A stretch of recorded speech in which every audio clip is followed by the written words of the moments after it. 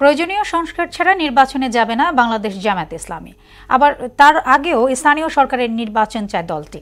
নির্বাচন ভবনে কমিশনারদের সঙ্গে বৈঠক শেষে একথা জানান দলের সেক্রেটারি জেনারেল মিয়া গোলাম পরওয়ার। তিনি বলেন, আনুপাতিক হারে নির্বাচন সহ 23 বিষয়ে অগ্রাধিকার দিয়ে আলোচনা হয়েছে। রাজনৈতিক দলের নিবন্ধন প্রক্রিয়া সহজ করতে নির্বাচন কমিশনের প্রতি আহ্বান জানান জামায়াত সেক্রেটারি।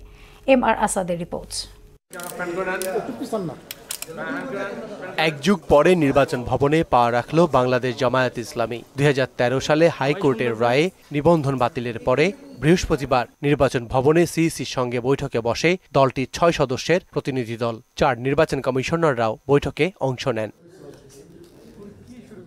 বৈঠক শেষে সাংবাদিকদের প্রশ্নের জবাবে দলটির সেক্রেটারি জেনারেল জানান, নির্বাচন ব্যবস্থা সংস্কার ও স্থানীয় সরকার নির্বাচনের পরে জাতীয় সংসদ নির্বাচন চায় তার দল। নির্বাচনী প্রক্রিয়ার সঙ্গে যে সমস্ত অর্গান এবং বিভাগগুলো রাষ্ট্রের জড়িত, সেগুলোকে সংস্কার করেই জাতীয় সংসদে নির্বাচন করতে হবে। তা না হলে এই নির্বাচন নিরপেক্ষ হবে না, অবাধ হবে না।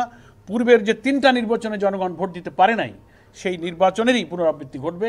স্থানীয় সরকারের এবং গ্রামীণ অবকাঠামোতে উন্নয়ন, আইন শৃঙ্খলা, জনদুর্ভোগ কমাতে জনগণের আকাঙ্ক্ষাই হচ্ছে স্থানীয় সরকার নির্বাচনটা আগে হোক।